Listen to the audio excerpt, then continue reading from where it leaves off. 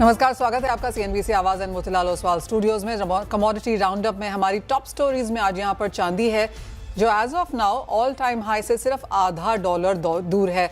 54.5 का all time high था। $54 के आसपास चांदी कारोबार कर रही है। इस साल में चांदी ने आपको करीबन 86% रिटर्न्स दिए हैं और पिछले 10 सालों में ये सबसे बेहतरीन रिटर्न चांदी ने बना के दिया है। बाजार को लगता है कि जिस तरह की शॉर्टेजेस हैं, इन्वेस्टमेंट की डिमांड स्ट्रांग है, चांदी आगे भी यहाँ पर इन फेवर रह सकती है। साथ ही साथ बात करेंगे एग्री वेयर हाउसिंग की कि यहाँ पर किस तरह का ओवरऑल मार्केट है। 2025 एज अ साल एग्री वेयर हाउसिंग के लिहाज से कैसा रहा और 2026 में यहाँ पर किस तरह के पैटर्न्स हैं। इन सब पर बात करने के लिए हमारे साथ all India gem and jewellery domestic council के वाइस चेयरमैन अविनाश गुप्ता हैं। साथ ही साथ SLCM के ग्रुप CEO संदीप सब्बरवाल जुड़ेंगे एंड कोटक सिक्योरिटीज की AVP कायनात चेनवाला हैं हमारे साथ। शुरुआत लेकिन यहाँ पर चांदी के साथ कर लेते हैं क्योंकि ऑल टाइम हाइज के बहुत करीब यहाँ पर कारोबार है। कायनात, ऑन चार्ट्स फंडामेंटल्स के तौर पर कैसे लगते हैं प्राइसेस? डेफिनेटली सिल्वर में एक और तेजी हमें देखने को मिल सकती है आने वाले समय में, बिकॉज एक तो टाइटनेस जो है वो डेफिनेटली एक सपोर्टिव फैक्टर रहा है through out the year silver के लिए। साथ ही साथ जो अभी जो शिफ्ट आया है रेट कट बेट्स में, जहाँ पे वी हैड सीन के रिसेंटली 90 से 30% हो गए थे, अभी वापस से 80-85% पे रेट कट बेट्स आ गए हैं। और जो एक्सपेक्टेशन है कि नेक्स्ट ईयर भी जो फेड चेयर के जो सक्सेसर होंगे he will be a dovish person, तो उसकी वजह से एक रेट कट के एक्सपेक्टेशंस के प्रोस्पेक्ट्स के वजह से भी सिल्वर को एक तेजी मिल सकती है। In the near term I would be a little cautious because ये थोड़ा सा आज एक गैप अप ओपनिंग हमें MCX पे देखने को मिली है। सो बाइंग हम 162 के लेवल्स पे कर सकते हैं, 160 का स्टॉप रख के एंड 166 के टारगेट्स के लिए। ओवरऑल ट्रेंड अभी भी सिल्वर में बुलिश ही लग रहा है हमें। कायनात, ये तो इस नियर टर्म की बात हुई, इस साल की बात हुई जहां पर तेजी चांदी में देखने को मिल सकती है। लेकिन अगर हम पिछले अगले साल की रादर बात करें तो यहाँ पर $40 से लेकर $65 तक की एक्सपेक्टेशन हमने आते हुए देखी है। किस साइड आप यहाँ पर बेंड कर रही हैं? डेफिनेटली बुलिश साइड पे, बिकॉज है बहुत सारे फैक्टर्स है, जैसे कि मैंने अभी कहा, क्योंकि प्रोस्पेक्ट्स अभी साल के स्टार्ट में भी वर नॉट रियली जो रेट कट के एक्सपेक्टेशंस आप देखेंगे तो नेक्स्ट ईयर के लिए सिर्फ एक ही रेट कट के एक्सपेक्टेशंस बता रहे थे। बट क्योंकि एक डॉविश चेयर आने की चांसेस है, डेफिनेटली वहां पे भी एक रेट कट एक्सपेक्टेशंस बढ़ेंगे, जिसकी वजह से सिल्वर को सपोर्ट मिलेगा। साथ में ओवरऑल हम देख रहे हैं कि इन्वेस्टमेंट डिमांड भी काफी अच्छी रही है सिल्वर की इस साल, तो नेक्स्ट ईयर भी वी एक्सपेक्टिंग सिमिलर ट्रेंड। उसके कारण एक सिल्वर में तेजी देखने को मिल सकती है। Definitely $70 to $75 over the next 12 to 18 months का टारगेट रह सकता है सिल्वर के केस में। और सिर्फ एक सिल्वर के केस में हमें एक चीज का ध्यान देना चाहिए कि क्योंकि since it's also an industrial metal, तो इकोनॉमिक आउटलुक भी बहुत ज्यादा इंपॉर्टेंट हो जाता है when it comes to silver. तो अगर इकोनॉमिक रिस्क कुछ ज्यादा एस्केलेट हो जाते हैं तो silver will be very choppy, बहुत वॉलेटाइल होगा। बट डेफिनेटली अंडरलाइन ट्रेंड इसमें बुलिश ही लग रहा है and $70-75 over the next 12 to 18 months we do see in silver. तो तेजी यहाँ पर देखने को मिल सकती है और आपकी स्क्रीन पे आप देख सकते हैं 1.25% की तेजी यहाँ पर चांदी में फिर बनती हुई नजर आई है। आपके सामने 12 महीने का चार्ट भी लेके आएंगे क्योंकि वो हमें समझाता है कि किस तरह की आउट परफॉर्मेंस हमने यहाँ पर चांदी की तरफ से आते हुए देखी है।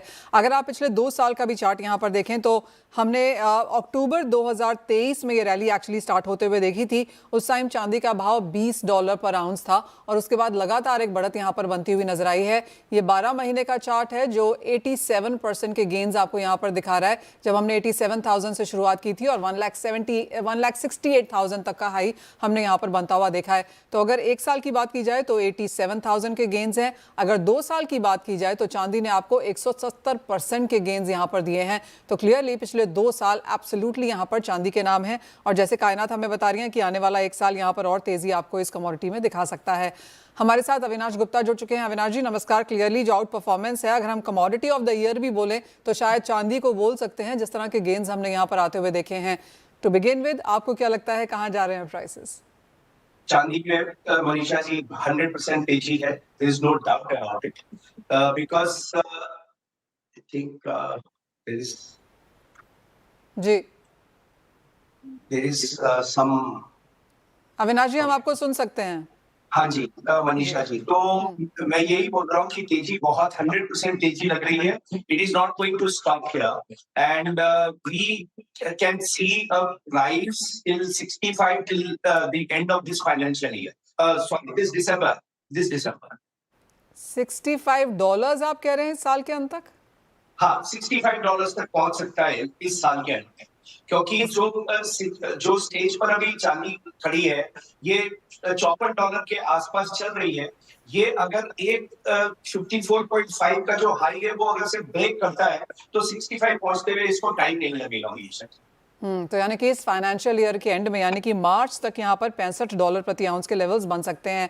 अविनाश जी, एक इम्पॉर्टेंट होगा जानना कि किस तरह का रिएक्शन हम इंडियन मार्केट्स में देख रहे हैं, क्योंकि जिन भी लोगों से मेरी बात अब तक यहाँ पर हो रही है वो कह रहे हैं कि सोने के प्राइसेस बढ़ने से वॉल्यूम पिछले साल के मुकाबले 20 से 25% नीचे गई है, लेकिन जहाँ तक चांदी की बात है हमने यहाँ पर कोई वॉल्यूम इम्पैक्ट आता हुआ नहीं देखा है।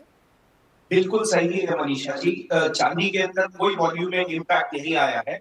इनफैक्ट अगर से मैं देखूंगा तो चांदी के अंदर आज अगर आप देखोगे तो चांदी के अंदर we are seeing volume up this year, और इंपोर्ट्स भी आपको दिखा रहे हैं कि the volume in silver is more than last year, क्योंकि जैसे जैसे सोने का दाम बढ़ रहा है लोगों की पॉकेट साइज उतनी ही है या 10% बढ़ी है, लेकिन उनकी एस्पिरेशंस कम नहीं हुई है। तो जिनकी एस्पिरेशंस हाई है और उनका बजट कम है वो चांदी की तरफ मूव कर रहे हैं, क्योंकि चांदी की जो ज्वेलरी बन रही है वो आज गोल्ड के स्टैंडर्ड के बराबर बन रही है, तो उसकी वजह से लोग चांदी की ज्वेलरी की तरफ रुझान उनका बढ़ता जा रहा है मनीषा जी। ओह एब्सोल्युटली, जैसे आपने कहा कि इन्वेस्टमेंट यहाँ पर जोरों से है, इंपोर्ट वॉल्यूम सारा कुछ यहाँ पर बढ़ता हुआ नजर आया है। सिल्वर ज्वेलरी एक तरीका है अविनाश जी चांदी खरीदने का, लेकिन इस साल हमने देखा है कि जो लोग चांदी लेते हैं उन्होंने शायद कुछ ज्यादा ली, जिन्होंने चांदी आज तक नहीं ली उन्होंने भी इस साल में ली। बिल्कुल मनीषा जी, सो जैसे कि मैंने आपको बताया कि डिमांड इस साल बढ़ी है चांदी की तरफ। जो लोग इन्वेस्टर थे जिन्होंने ये देखा कि इन्वेस्टमेंट के अंदर भी चांदी के अंदर बहुत बड़ा रिटर्न आ रहा है स्टॉक मार्केट से और गोल्ड से भी उनको बेटर लग रहा है, तो लोगों ने चांदी में भी काफी भर के इन्वेस्टमेंट किया है, ईटीएफ के थ्रू उन्होंने किया है।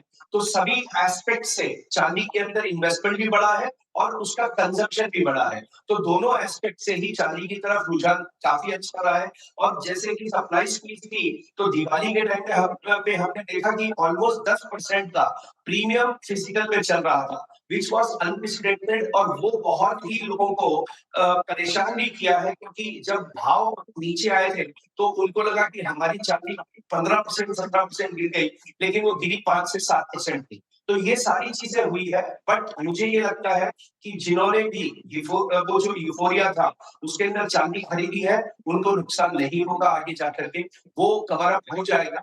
Definitely they will not gain that much, लेकिन उनको नुकसान नहीं होगा, ये मेरी आशा है। हम्म अविनाश जी, जिन लोगों ने खरीदी थी खरीद ली है, शायद अगर ईटीएफ बाइंग हम और भी शायद यहाँ पर बनता हुआ देखेंगे मार्केट्स में, लेकिन आपको लगता है नए बायर्स यहाँ पर आएंगे और जिस तरह की इंडस्ट्रियल डिमांड एक्सपेक्टेशन है, इन्वेस्टमेंट डिमांड है, सऊदी अरेबिया ने कुछ चांदी खरीदी है, उसकी पुख्ता रिपोर्ट्स यहाँ पर नहीं है, लेकिन जिस तरह से चांदी ने स्ट्रॉन्ग इनरोड्स बनाई हैं मेन स्ट्रीम की तरफ आने के लिए, कहाँ से नए बायर्स यहाँ पर आएंगे, या फिर आपको लगता है कि सोने को काफ़ी हद तक डिस्प्लेस करके चांदी बढ़ेगी? मनीषा जी, इसके अंदर मैं एक पॉइंट और आपको बोलूंगा, जैसे सऊदी अरेबिया की बात चल रही है उसी तरह से there are strong rumors that Russian central bank has also got a huge quantity in silver। तो ये जो सारी चीजें हैं, देखिए इन्वेस्टर का कॉन्फिडेंस चांदी में है, इंडस्ट्रियल यूज कहीं पे कम नहीं होने वाला है, क्योंकि आज अगर से मैं contribution of EV and solar का अगर से कंट्रीब्यूशन इन सिल्वर कंजम्पशन देखता हूँ तो वो आज भी 15% के आसपास है, तो दोनों का कंबाइंड, जबकि टोटल इंडस्ट्रियल कंजम्पशन इज रफली अराउंड 50%। तो जैसे जैसे सिल्वर का कंजम्पशन ईवीज और ऑल्टरनेट एनर्जी के अंदर बढ़ेगा, उस तरीके से सिल्वर का कंजम्पशन इंडस्ट्रियल यूज में भी बढ़ेगा। साथ ही साथ सेंट्रल बैंक्स बाइंग कर रहे हैं, चाइना ने इसको नेशनल इंटरेस्ट कमोडिटी बताया है, यूएस ने इसको क्रिटिकल कमोडिटी बताया है। तो जब सारी की सारी सेंट्रल बैंक, सरकार और इंडस्ट्रियल यूज ये सारी चीजें बढ़ेगी, तो फंडामेंटली मैं सिल्वर को बहुत ही स्ट्रॉन्ग रखता हूँ, और मुझे लॉन्ग टर्म के अंदर चांदी के अंदर नकदी नहीं दिखती है। Definitely corrections will be there, and since silver is a nature जिसमें वोलेटिलिटी हाई होती है, तो जो भी इन्वेस्टर खरीदता है उसको ये समझ के खरीदना पड़ेगा कि जैसे सोने के अंदर 2 से 3% का फ्लक्चुएशन होता है, इसके अंदर 5 से 7% का फ्लक्चुएशन, उसको अपने अकाउंट में लेकर के उसको खरीदना चाहिए ताकि वो उसको शॉक नहीं लगे। ये बोलता हूँ मनीषा जी। Done deal. अविनाश जी बहुत शुक्रिया साथ जोड़ने के लिए। तो clearly imports, volumes, jewellery buying, investment, central bank buying, सभी कुछ यहाँ पर चांदी में बढ़ती हुई नजर आई है। और जिस तरह की आउट परफॉर्मेंस हमने यहाँ से आते हुए देखी है, बाजार को लगता है कि अगला साल भी यहाँ पर बेहतर रह सकता है। कायनात मेटल्स कैसे देखेंगी आप, क्योंकि हमने सपोर्ट यहाँ पर भी आता हुआ देखा है। बाजार को लगता है कि अब 85% प्रोबेबिलिटी है एक 25 बेसिस पॉइंट रेट कट की दिसंबर में, जिसका फायदा यहाँ मिल सकता है। जी डेफिनेटली वो रेट कट एक्सपेक्टेशंस के कारण काफी एक पॉजिटिविटी हमने देखी है इस हफ्ते में मेटल्स में आते हुए। ओवरऑल मैक्रो सेंटिमेंट पॉजिटिव है, वही रिफ्लेक्ट कर रहा है मेटल्स में। साथ ही साथ आई फील के metals are supported by their micro sentiments also, क्योंकि सप्लाई जो बैलेंस है कॉपर के केस में अगर हम देखें तो कोडेल्को ने रिसेंटली अपने प्रीमियम्स को काफी ज्यादा बढ़ाया compare to this year. So that indicates कि मार्केट में टाइटनेस का कंसर्न बना हुआ है, जिसके कारण over next year also copper will remain supported. हमने रिसेंटली उसको रिकॉर्ड हाई टच करते हुए देखा था एलएमई पे, बैकवर्डेशन में है। So all of this indicates कि ये मार्केट टाइट रहने वाला है, और साथ में अगर फेड रेट कट का सपोर्ट मिल जाए तो डेफिनेटली ट्रेंड और बुलिश हो जाएगा। So we are positive on all the base metals. In the nearer term I think थोड़ा सा रेंज बाउंड हो सकता है, बिकॉज कुछ और फैक्टर्स या यूएस इकोनॉमिक डेटा जैसे आएगा उसमें जो मार्केट्स रिएक्ट करेंगे, जिस तरह की वॉलिटिलिटी होगी उसके कारण थोड़ा सा एक रेंज बाउंड हो सकता है। बट एक साइडवेज टू बुलिश ट्रेंड ही लगता है मेटल्स के केस में। कॉपर 1010 टू 1035 के रेंज में ट्रेड कर सकता है। एल्यूमिनियम थोड़ा सा एक टाइट रेंज में ट्रेड करेगा 269 टू 275। एंड जिंक की अगर हम बात करें तो 296 टू 306 के 296 टू 320 के लेवल्स हमें देखने को मिल सकते हैं। जिंक में जो रिसेंटली थोड़ा सा एक आप बोल सकते हैं ईज हुआ है, क्योंकि बैकवर्डेशन ईज हुआ है इन केस ऑफ जिंक। उसका कारण ये है कि जो इन्वेंट्री ड्रॉडाउन्स बहुत ज्यादा फास्ट हो रहे थे जो हमें देखने को मिल रहा था over the last few months, वो अभी ईज हो गया है। Inventory slowly and steadily over the last 2-3 weeks increase हुई है। इस वीक में भी हम अगर देखें तो 7 to 8% का इंक्रीज हमें इन्वेंट्री में देखने को मिला है। उसी का इम्पैक्ट हमें स्प्रेड्स पे भी देखने को मिल रहा है और बैकवर्डेशन पे भी देखने को मिल रहा है, जो थोड़ा सा ईज हुआ है। बट ओवरऑल जो फंडामेंटल्स है वो सारे सपोर्टिव हैं। सो डेफिनेटली मेटल्स के लिए अगर मैं देखूं तो साइडवेज टू बुलिश मुझे अभी फिलहाल लग रहे हैं मेटल्स। ऑलराइट, सो तेजी यहाँ पर मेटल्स, प्रेशियस एंड बेस दोनों में ही आगे देखने को मिल सकती है, तो बाइंग साइड में रहने की एक्सपेक्टेशन है। बहुत शुक्रिया कायनात जुड़ने के लिए। वेल इसी के साथ एक ब्रेक का भी समय है, लौटेंगे तो एग्री पर फुल फोकस होगा। हमारे साथ जुड़ेंगे एसएलसीएम के ग्रुप सीईओ संदीप सब्रवाल।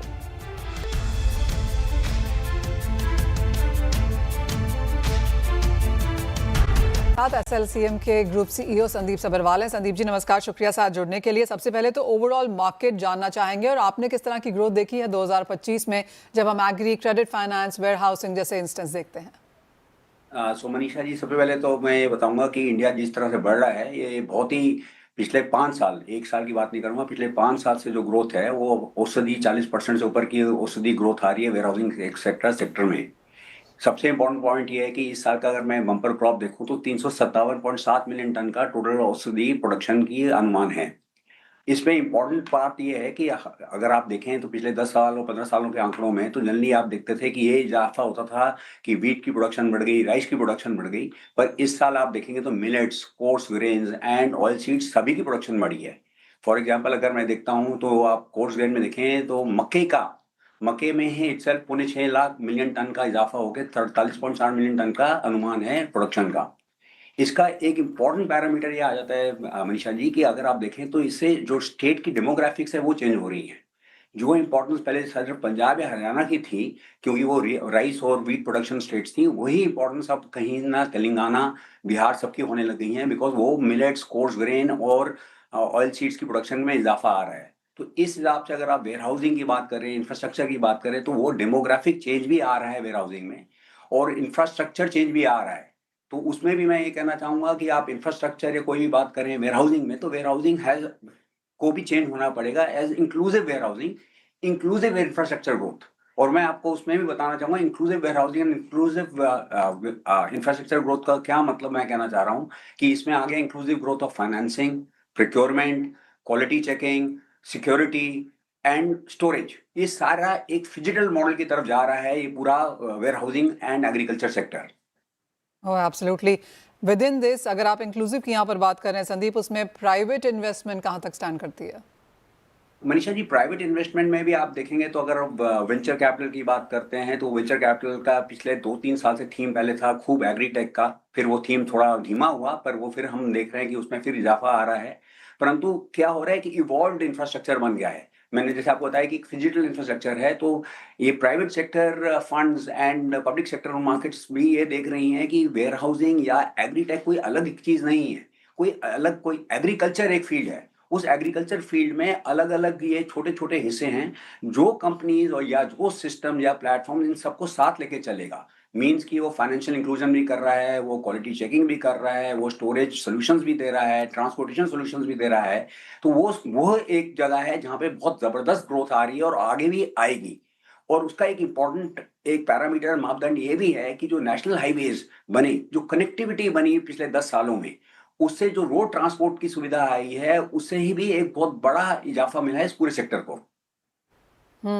जहां तक SLCM की बात है संदीप जी, यहाँ पर किस तरह की ग्रोथ है, आप इस वक्त क्या देख रहे हैं और 2026 के लिए क्या प्लान्स हैं? SLCM हम हर साल करीबन 50% प्लस की ग्रोथ देख रहे हैं। इस साल भी हम लास्ट ईयर के औसत हम 70% ग्रोथ करेंगे। और अगर यही ग्रोथ है, इंपॉर्टेंट ये है कि जो 60 से 70% ग्रोथ की बात कर रहा हूँ, ये एक बड़े लार्ज स्केल के बेस पे कह रहा हूँ कि मैं कोई 10 वेयर हाउसेज के बेस पे नहीं कह रहा हूँ, मैं 21,000 वेयर हाउसेज के बेस पे कह रहा हूँ कि मेरी ग्रोथ आ रही है। मैं 12,000 करोड़ के AUM की बात कर रहा हूँ डेली मैनेजमेंट पे, उस पे मेरे को ग्रोथ आ रही है। तो SLCM की ग्रोथ तो इसी है क्योंकि SLCM ने हमेशा से एक फिजिकल और डिजिटल मॉडल को इंटीग्रेट करके चलाया, चाहे वो हमारा पेटेंटेड सोल्यूशन हो, एग्री रीच या एग्री सोल्यूशन या एग्री सुरक्षा। एग्री सुरक्षा एक ऐसा सोल्यूशन है जो आपके हर वेयर हाउस को, जो कि आपके देहात में है, जो एक गांव के अंदर है, उसको भी वॉल्ट में कन्वर्ट कर रहा है without any infrastructure expenditure, without any capital infrastructure investment.